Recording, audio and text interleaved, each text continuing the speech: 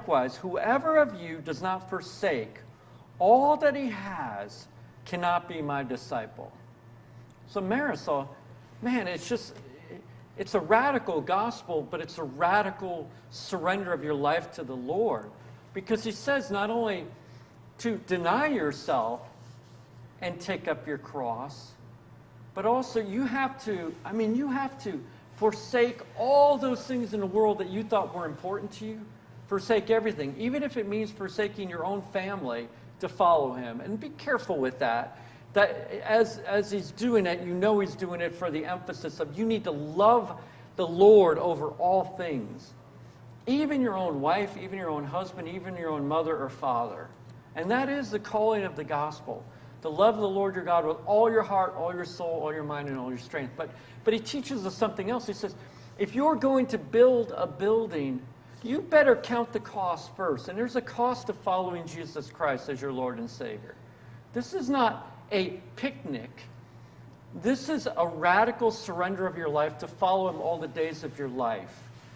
And this is a radical abiding with him in Christ all the days of your life, abiding in the vine all the days of your life. This is not an inconsequential decision. This is a radical following of Jesus. And this is what the Gospels teach, this is what the epistles teach, and this is what the Word of God teaches.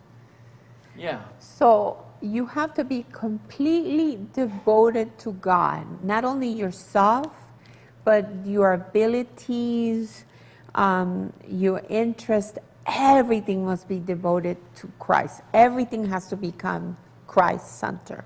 Exactly.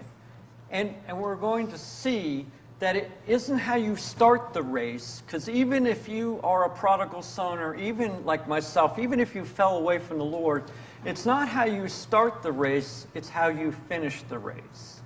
And let's see what the Word says about that. So I want to turn to a scripture in Ezekiel 18, which really God explains to us very clearly that he's not interested in how you start, he's interested in how you finish. And that's how he judges, how we finish, not how we start. So let's listen to Ezekiel 18, starting in verse 24. This is an amazing set of scriptures that really tell us the heart of God about how we finish and not how we start that matters. It says, when a righteous man turns away from his righteousness and commits iniquity and does according to all the abominations that the wicked man does, shall he live? All the righteousness which he has done shall not be remembered. Wow. Because of the unfaithfulness of which he is guilty and the sin which he has committed, because of them he shall die. Yet you say, the way of the Lord is not fair. This is said all the time about this. Listen to what God himself says about this. Hear now, O house of Israel, is it not my way which is fair, and your ways which are not fair? When a righteous man turns away from his righteousness, commits iniquity, and dies in it, it is because of the iniquity which he has done that he dies. Again, now listen to this. This is a story of the prodigal son. When a wicked man turns away from the wickedness which he has committed and does what is lawful and right, which is what the prodigal son did when he came back to his father, he preserves himself alive. Because he considers and turns away from all the transgressions which he committed, he shall surely live, he shall not die. Yet the house of Israel says, the way of the Lord is not fair.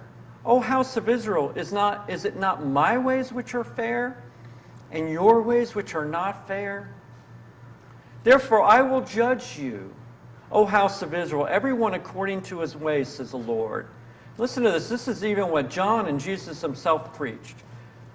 Repent and turn from all your transgressions, so that iniquity will not be your destruction. Cast away from you all the transgressions which you have committed, and get yourself a new heart and a new spirit, which, by the way, is what you received on Pentecost or in the Holy Spirit. For why should you die, O house of Israel? And listen to this. People forget this. And this is God speaking. For I have no pleasure in the death of one who dies. says the Lord God. Therefore, repent and live. This is an amazing set of scriptures, and we're going to see this repeated in the New Testament in a moment. Before you say, wait a second, this is the Old Testament, it doesn't apply. Oh, you got to be careful with that aspect, because you can learn a lot about the heart of God and how he looks at things, because believe me, there are countless scriptures in the New Testament that talk about it's not how you start, but how you finish. Because there are countless examples of people that turn away from the Lord, and the Lord said, let them go. They are not of me. The parable of the seeds is about that. The seeds that are grown in the good soil and bear fruit versus the seeds which the enemy steals away after with joy they accept Jesus as their Lord and Savior. It is not how you start, it is how you finish the race that matters. But let's keep going to the Word rather than just take my word for it. Let's go to Revelation 21:7-8, because this is talking about how at the end we are all judged. And I want you to listen to carefully the words that the Lord speaks to us about how it's going to be at the end when we're judged. Because I don't know about you, but I care about how I finish and how I am judged at the end. This is very important. So, Revelation 21:7-8. This is really important. And I'm going to start with verse 6, though, actually. This is the Lord speaking. He says, and he said to me, it is done. I am the Alpha and the Omega, the beginning and the end. I will give of the fountain of the water of life freely to him who thirsts. Verse 7. He who overcomes shall inherit all things. And I will be his God, and he shall be my son. Overcomes. Now listen to the next verse. But the cowardly, unbelieving, abominable, murderers, sexually immoral, sorcerers, idolaters, and all liars shall have their part in the lake which burns with fire and brimstone, which is the second death. That's the lake of fire in hell. He who overcomes shall inherit all things, and I will be his God, and he shall be my son. And then he tells you what you need to overcome, which is the same scriptures as 1 Corinthians 6:9-11. If you have not read that, you need to overcome all of these sins. They cannot have dominion over you. You cannot die in them. But the cowardly, unbelieving, abominable, murderers, sexually immoral, sorcerers, idolaters, and all liars shall have their part in the lake of fire. And in 1 Corinthians 6:9-10, and in Galatians, and all these, it says, those who practice these sins shall die in their sins and shall not inherit the kingdom of God. Dear brothers and sisters, we seem to forget that God calls on us to be holy as he is holy. And we must overcome. And the way we overcome is Romans 8, through the power of the Holy Spirit. And through Romans 6, that we understand we died to our sinful nature. Our old Adamic nature died on the cross with Christ. There was a whole process to overcoming that we must go through and be led by the Holy Spirit. So you have to faithfully persevere in your devotion to Christ and be guided by the Holy Spirit, because then the Holy Spirit empowers you to conquer sin and our ungodly nature. That's right. That's why you need to know the Lord Jesus and to follow the Lord Jesus in the power of the resurrection, which is the Holy Spirit. And that's how you get the victory. And the Word, Marisol, says that we will all be judged by the Word of God. And let me make this perfectly clear, just because I want to emphasize what you just said about knowing the Lord and how we know we're saved. Read 1 John 2, verse 3. Turn to that. Nobody likes these scriptures.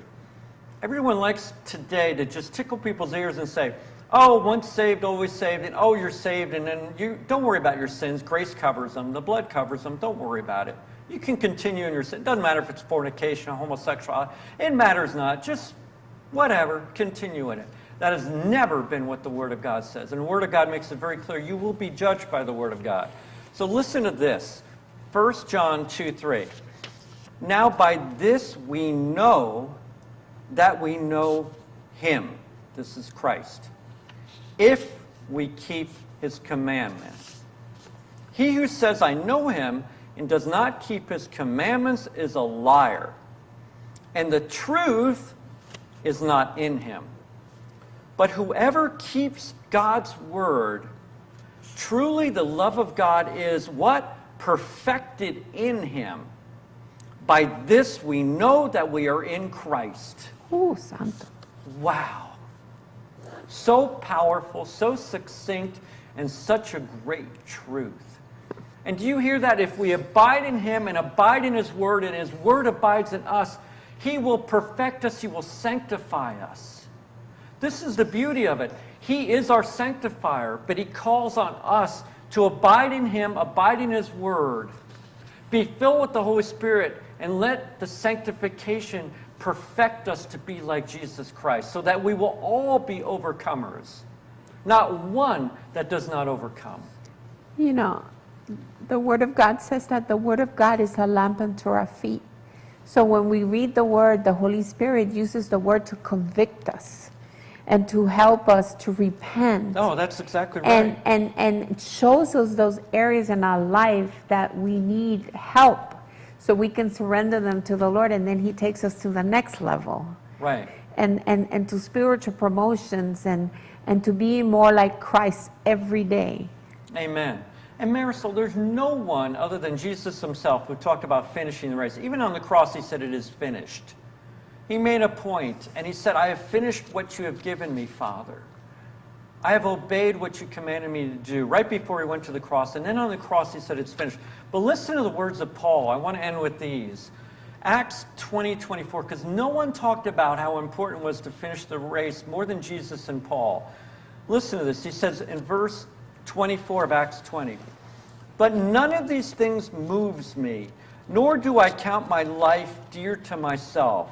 Wow, sounds like the beginning of Scripture is what we talked about, right? "So that I may finish my race with joy, and the ministry which I received from the Lord Jesus to testify to the gospel of the grace of God." Nothing mattered to Paul but finishing the race. And let's continue that with 1 Corinthians 9:24. I want to make sure this sinks into all of us so that we have a zeal to finish the race. Not to casually be a Christian, but to be on fire for the Lord and following Jesus, as we're commanded to do. 1 Corinthians 9:24. I love the way Paul says this. He says, "Do you not know," he's speaking to all of us, "that those who run in a race all run, but one receives the prize? Run in such a way that you may obtain it," the prize. He's picturing you running next to all people, but he says only one receives the prize. In other words, many will fall off and not finish the race. "And everyone who competes for the prize is temperate in all things. Now they do it to obtain a perishable crown, but we as Christians for an imperishable crown, the crown of life. Therefore I run thus, not with uncertainty. Thus I fight." In other words, this is not just a run, this is a fight. "Not as one who beats the air, but I discipline my body and bring it into subjection, lest when I have preached to others, I myself should become disqualified." Exactly what the Lord said in Ezekiel. Exactly what he says at the end when we're judged in Revelation 21:7. If you do not overcome, if you do not crucify your flesh, and in Romans 6 it says, "Consider your flesh crucified with Christ actually on the cross." If you do not zealously fight that good fight of faith, to be holy as he is holy, you may actually run the race for years and fall away at the end, and then Ezekiel will come into play. This terrifies me. That's why we're to work out our salvation with fear and trembling. And we are to stay abiding in the vine at all times, because there is no better protection than to be abiding in Christ every day, in his word and prayer and worship, and lovingly adoring him and following him, asking always the Holy Spirit to tell us what our work is for this day. It is not how we start, but how we finish. One more scripture, and then we're going to pray, Marisol. 2 Timothy 4:6-8. 2 Timothy 4:6-8. And I say this, brothers, because The Lord says, he who is faithful in little will be faithful in much. And there are many times that it's so tempting to stop being faithful, especially when you're being persecuted and it isn't going easy. But the Lord is telling you there is a prize at the end. Stay faithful to what you know he's called you to do. For your gifts and your calling are irrevocable. Do not give up. Keep running the race. Let's listen to one more scripture, 2 Timothy 4, 6 through 8. Paul, again, for I am already being poured out as a drink offering, and the time of my departure is at hand. I have fought the good fight. I have finished the race. It's a fight and a race. I have kept the faith. Finally, there is laid up for me the crown of righteousness, which the Lord, the righteous judge, will give to me on that day. And not to me only, but also to all of us who have loved his appearing. I love the way Paul describes it. And Paul tells us something that is so important in Philippians 3:13. And this is a word for someone, because the Lord is reminding me of this. But there are some of you that are prodigal sons and daughters, and you're still tormented by your past and thinking, that evil and those sins which you committed as prodigal sons and daughters, how could the blood of the Lamb ever cover it? But I'm telling you, it covers it, because listen to Philippians 3:13. This is very important that you hear this. Brethren, I do not count myself to have apprehended, but one thing I do. This is Paul again. And remember, he persecuted and was part of killing Stephen, having him stoned before he came to Christ. Listen to what he says. Forgetting those things which are behind and reaching forward to those things which are ahead. This is part of the secret of running the race. I press toward the goal for the prize of the upward call of God in Christ Jesus. So it is so important, Marisol, that we forget and we know that we're washed clean with confidence and boldness for our past sins when we repent of them. And then he gives us that boldness and confidence in Christ to abide in him and run this race. We are not to be continually tormented by the devil for our past. And straining, that means extending yourself, by the power of the Holy Spirit, conquering the things that you cannot do on your own, you can do in Christ. The things that you cannot Amen. conquer, you can conquer in Christ. Amen. Because remember, we're citizens of heaven once we accepted Jesus. Amen. Do you want to start the prayer about and people conquering and overcoming? And Marisol? Oh, Father, in the name of Jesus, Lord, I just thank you, Father, that you're so merciful. You're so merciful, Lord. And I just thank you for you giving our Son, Jesus Christ, to die on the cross for us, Father. Amen. And Father, I declare in the name of Jesus that we run that race Yes. supernaturally. Yes. Not by might, but by the Spirit. Amen. In Jesus' name. Amen. And that we finish the race, Amen. Lord. We finish the race with joy. And along the way in that race, we don't leave anybody behind. That's right. We walk in unity and love, proclaiming your gospel, Lord, so that all might come to know you. And Father, we choose to set Yes. our mind on heavenly Yes. things. Amen. We live our lives thinking on heavenly things. Amen. Not on things that are temporary, Lord. And I just thank you for that, Lord. I just thank you. Oh, Father, and I just thank you that is by your power that you enable us, Lord, to walk victoriously. Amen. And Lord, and that you help us, Father, to be conquerors in And Christ overcomers. Jesus and overcomers. Amen. In Jesus' name. And Marisol, I want to bless them before you close Yes. with the Aaronic blessing, because the Lord just brought this to my heart. Because this is we're entering this right now, Yom Kippur, which is the day of repentance of atonement. And so, but we need to turn our hearts completely to God. So I just want to bless you with the Aaronic blessing, which is part of what they would do on the Day of Atonement. The Lord bless you and keep you. The The Lord make his face shine upon you and be gracious to you. And the Lord lift up his countenance upon you and give you his peace. In the name above all other names, the name of Yeshua. And we bless you to run this race in peace and the joy of the Lord. And Lord, I ask you to anoint everyone with your peace and joy, to know they're running the race with you. And if anyone needs to be corrected to get off from the left or right of the perfect will, we ask you right now, Father, in the name of Jesus, bring us all back into the perfect will and your plans for our life. We surrender for you to bring us back on the course for your calling and the gifts which you have for each one of us. In the name of Jesus, amen. Amen. We love you. Remember, this has been your program, Shalom, Shalom, with your host, Dr. Marisol Pelzer and Brother Dexter Pelzer. Amen. Remember, Jesus loves you. He wants you to finish the race and be a conqueror. We'll see you next week, and Shalom.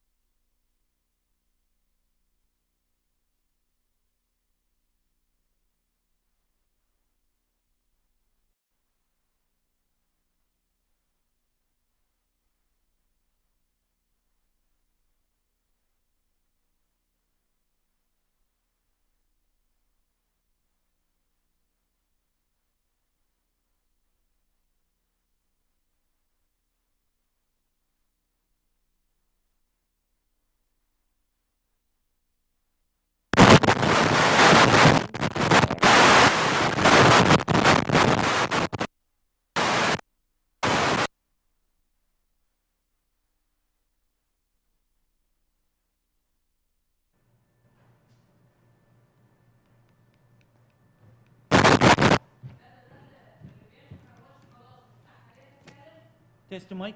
Testing, 1, 2, 3. Okay, okay.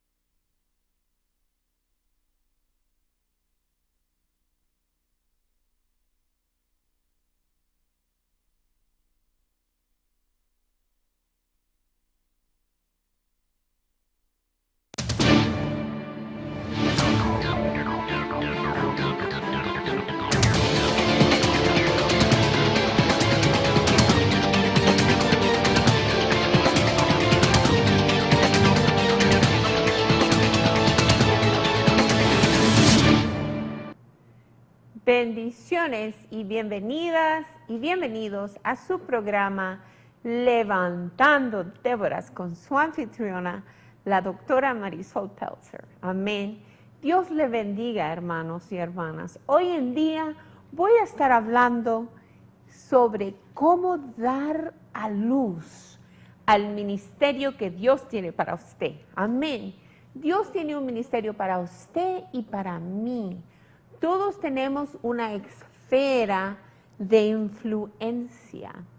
Todos tenemos un llamamiento a ser amas de casa, a criar nuestros hijos, podemos ser una maestra o servir a las demás personas en diferentes maneras. Y esas son capacidades y habilidades que nos da el Señor para bendecir a las personas que están alrededor de nosotros y para que nosotros seamos una luz en este mundo. Amén. Yo quiero empezar, yo les quiero leer Jeremías 29:11, ¿verdad? Que dice, amén, la palabra de Dios dice, porque yo sé los pensamientos, y pensamientos es los planes que yo tengo para ustedes, dice el Señor, que tengo acerca de vosotros, dice Jehová. Pensamientos de paz. Él quiere que usted camine en paz y no de mal, para daros el fin que esperáis. Entonces me invocaréis y vendréis y oraréis a mí y yo os oiré. Para nosotros vivir en victoria y cumplir el llamamiento que Dios tiene para nuestras vidas, nosotros tenemos que buscar a Dios por medio de la oración, y buscarlo en espíritu y verdad, y que Él nos muestre cuál es la voluntad perfecta que Él tiene para nuestras vidas, y tomar parte en lo que Él quiere para usted, porque cuando caminamos en la voluntad de Dios es el lugar más seguro, y cuando vamos a hacer una decisión es muy importante consultar con el Señor. Amén. Me buscaréis y me hallaréis, porque me buscaréis de todo vuestro corazón. Cuando nosotros buscamos a Dios de todo nuestro corazón, Él nos enseña lo que Él quiere para nosotros, porque Él quiere bendecirnos. Amén. Entonces, todos estamos llamados a tener un ministerio. Y yo decidí enseñar sobre esto porque yo tuve una experiencia muy linda. El sábado por la noche, el Señor me da un sueño, hermanas y hermanos. En este sueño fue un sueño muy interesante. Yo me levanté y levanté a mi esposo y le dije, ay, mira el sueño que tuve, ayúdame a la interpretación. El sueño fue así. Yo estaba con mi esposo comiendo en una mesa redonda con unos hermanos. De repente, así al frente de la mesa, cuando yo me paro, aparece una escalera eléctrica. Y al frente de la escalera eléctrica, hermanos, estaba un bebé bello en una caja de vidrio que era como cuadrangular, ¿verdad? Pero el bebé no tenía espacio para crecer y se estaba asfixiando porque no tenía aire. Fíjense.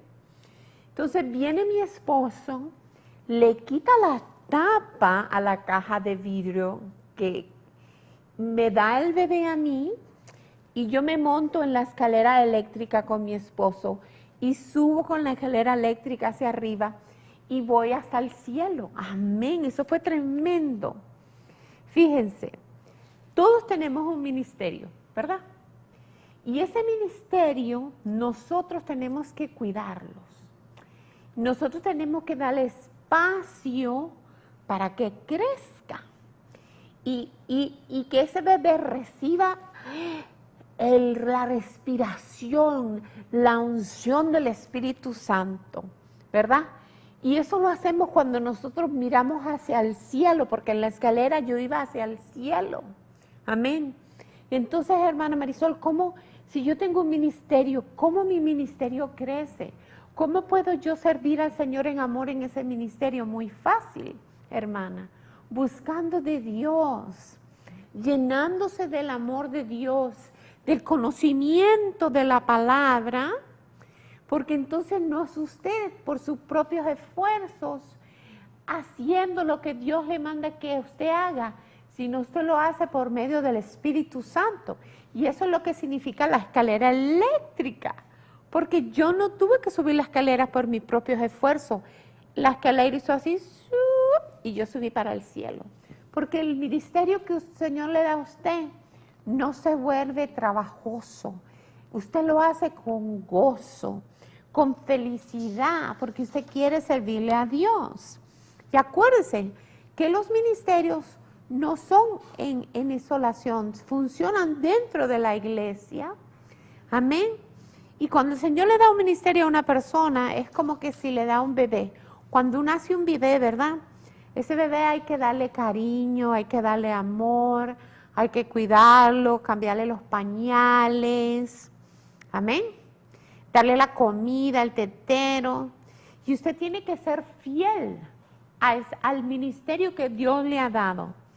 Y esperando en el Señor que Él es el que lo promueve, Él es el que le enseña, Él es el que les abre puertas, ¿verdad?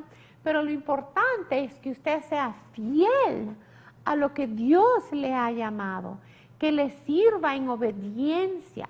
No es cuán grande sea el ministerio, no cuán visible sea el ministerio.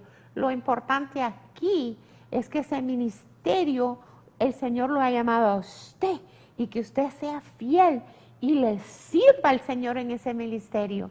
Y en el momento apropiado, Él lo promoverá a otra cosa más grande. Amén.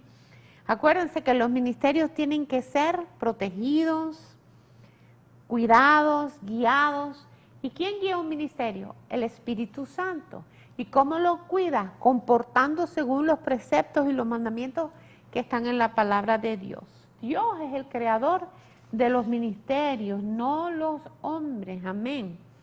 Es muy importante que cuando Dios le da un llamado a usted, que usted sea obediente, que usted tenga un compromiso con ese ministerio y que usted sea fiel, ¿verdad? Y que usted use su ministerio en su esfera de influencia, ¿verdad? En las personas alrededor de usted. Su primer ministerio, hermano, hermana, es a su familia, a su esposa, a sus hijos. Después los hermanos de la iglesia. ¿De qué le sirve a usted ser diácono en la iglesia, si a mujer o anciana, si los platos están hasta el techo? Dios no agrada eso. Tenemos que tener vidas en orden y tenemos que ser ejemplos, amén. Para poder tener un ministerio tenemos que rendirnos completamente al Señor y caminar en los planes que Dios tiene para usted en ese ministerio. Amén. Servir en obediencia. Cuando usted sirve en obediencia, guiado por el Espíritu Santo, su ministerio empieza a dar fruto, hermano. Empieza a dar fruto y la gente empieza a ser bendecida. Y a la manera que usted siga haciendo, el Señor lo sigue bendiciendo y sigue abriendo más puertas. Amén. Yo quiero ir al Salmo 37, 31 y yo quiero leer algo muy importante, ¿verdad? Para poder servir al Señor hay que ser santo, porque la palabra dice que Él es santo y nosotros tenemos que ser santos. Y cuando usted sirve al Señor, usted tiene que ser ejemplo, usted tiene que ser una persona que camina en amor.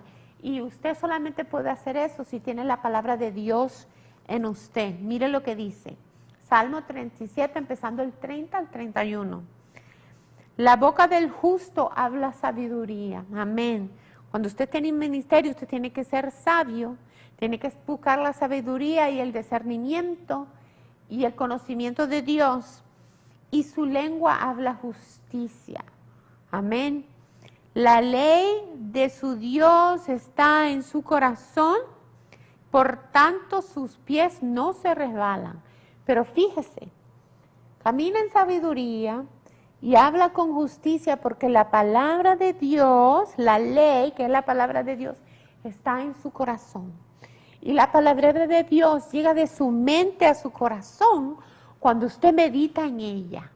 Cuando usted no es un hablador, sino un asesor de la palabra de Dios. Amén. Y eso lo ayuda a que sus pies no resbalen, que usted no se desvíe de la voluntad perfecta que Dios tiene para usted. El primer requisito para tener un ministerio victorioso, para tener una vida victoriosa en Cristo, es estar en la palabra. Amén. Lea la palabra, estudie la palabra. Amén. Acuérdese, Salmo 37, 30 y 31. Ahora yo quiero ir a Lucas 16, del 10 al 13. Amén. Este también es tremendo. Cuando yo leí esto me impactó tremendamente. Y fíjense lo que dice.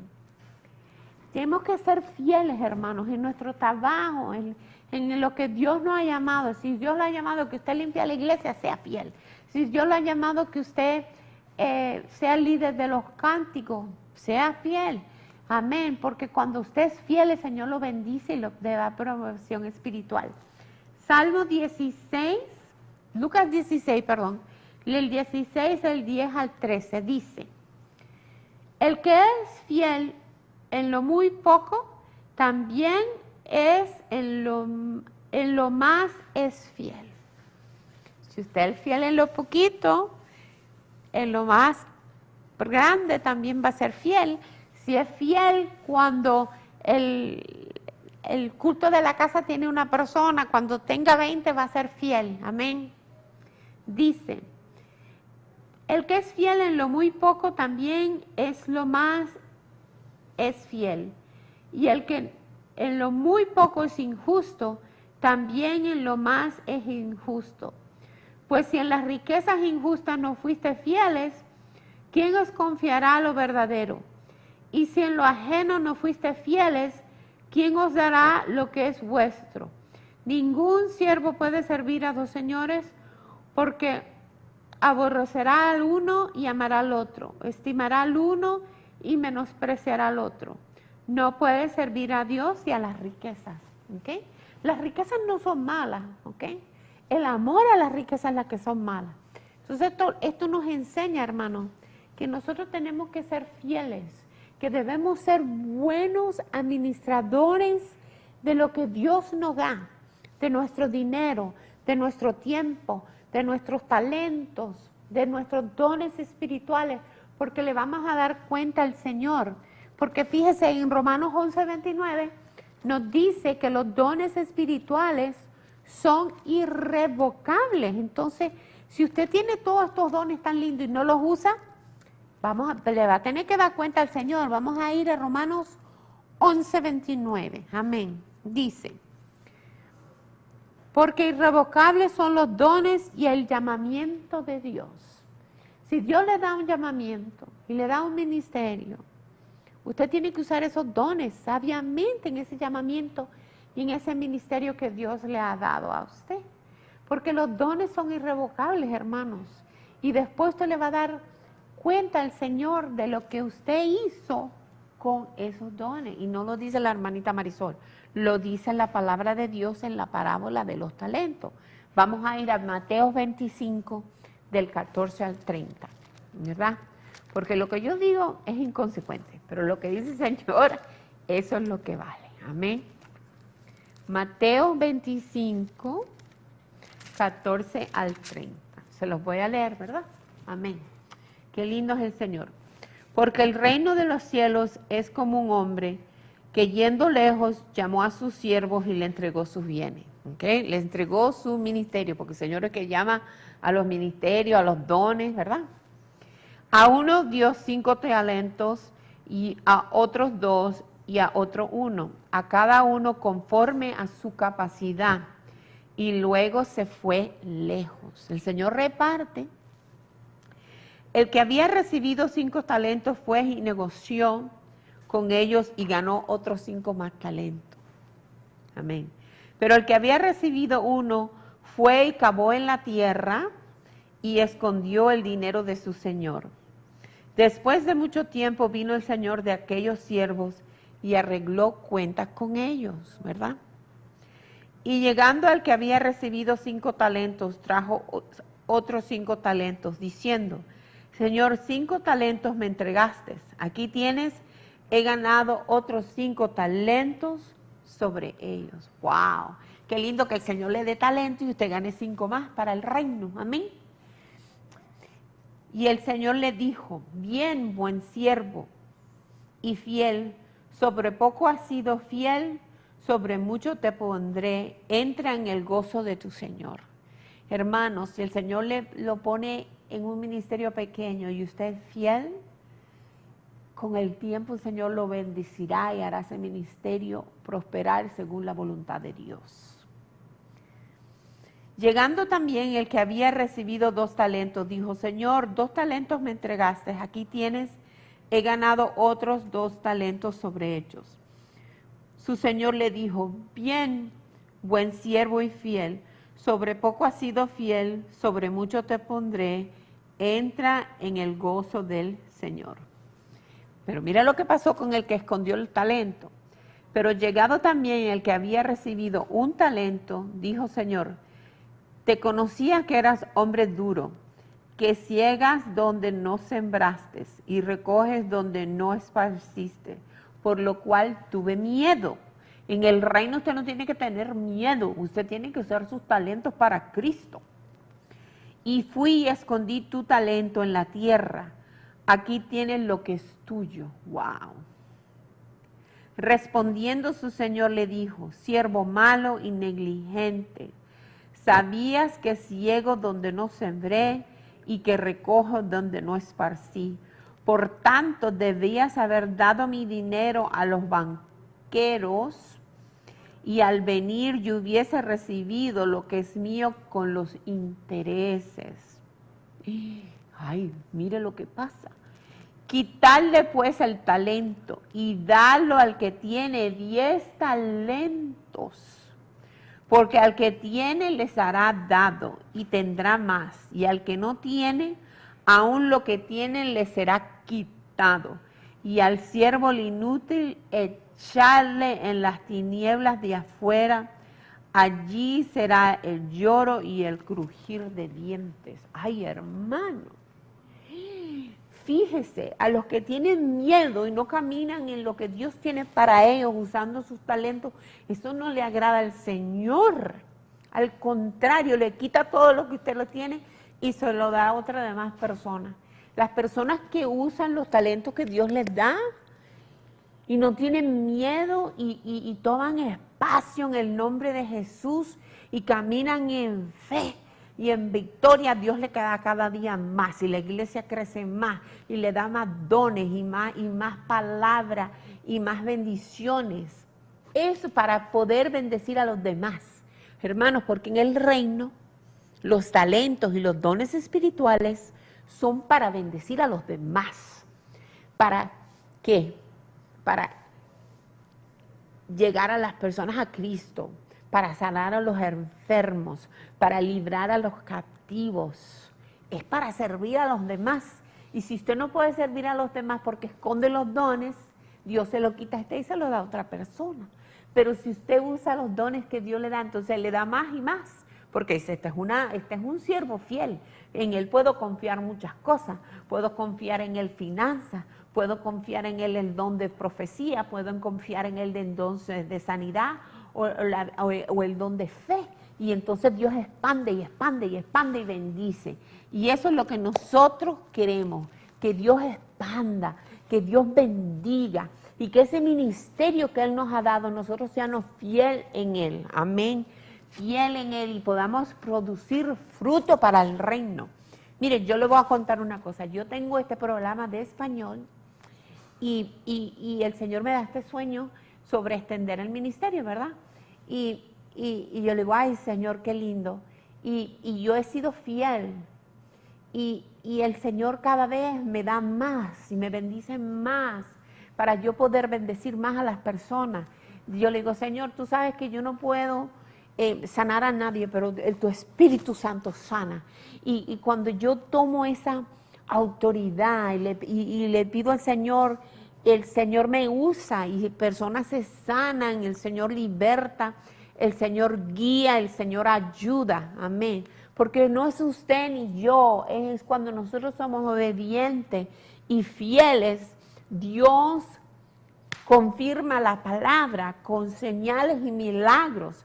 Si usted predica la palabra, predica el amor de Cristo, la salvación, el arrepentimiento, a las personas Dios viene y lo confirma con milagros y señales.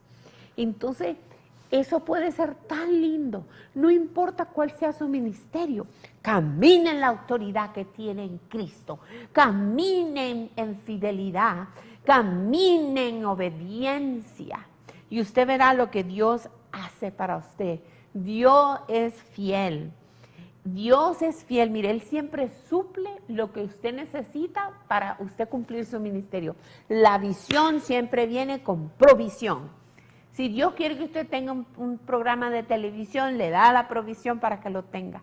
Si Él quiere que usted vaya a repartir tratados, Él le da el dinero para que usted compre los tratados. Amén. La provisión siempre viene con la visión cuando usted camina en obediencia. Amén. Cuando usted camina en obediencia y cuando su ministerio es cristocéntrico. Usted quiere levantar a Cristo. Proclamar las buenas del Evangelio, que Cristo murió por usted y por mí, no promocionarse usted. Amén, gloria a Dios.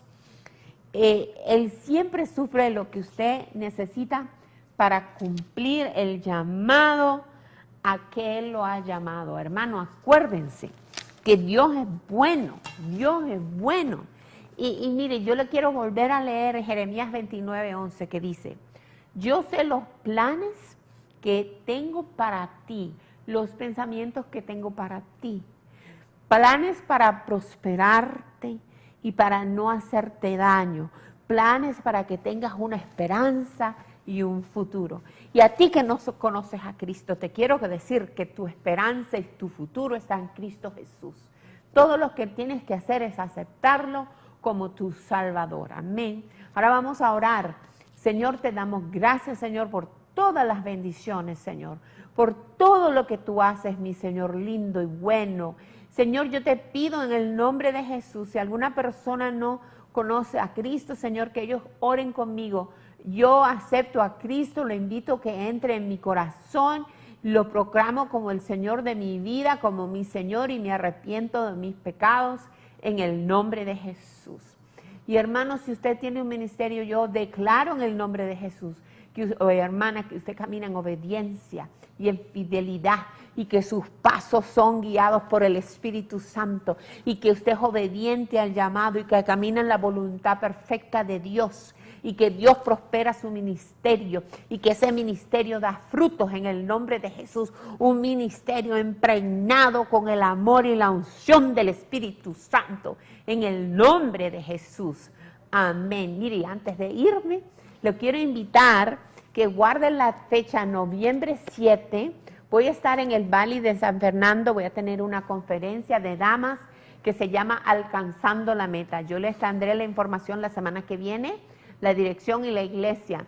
También lo quiero invitar que vaya a mi canal de YouTube, vaya a YouTube y ahí cuando dice search, que investigue, ponga Marisol Peltzer o ponga shalomshalom.org y cuando salgan los videos que vea Shalom Shalom, se suscriba. Ahí tengo muchos programas en español que van a ser de bendición para usted. El Señor le ama. Vaya a nuestro website si siente de parte del Señor ayudarnos para seguir proclamando las buenas nuevas con una donación. Hágalo, hermano, según el Espíritu Santo o hermana le hable. Pero gloria a Dios, o si no puede, ore por nosotros para que el Señor nos siga proveyendo. El Señor le ama y acuérdese, todos tenemos un ministerio, todos estamos llamados a ser luz. Y el Señor le ama. Si tiene quiere oración, llame a la estación, deje su nombre y yo lo llamaré y oraremos por usted. Le amamos grandemente. Este ha sido su programa, Levantando Déboras, con la doctora Marisol Peltzer. Dios le bendiga y hasta la semana que viene. Bendiciones. Chao. Shalom.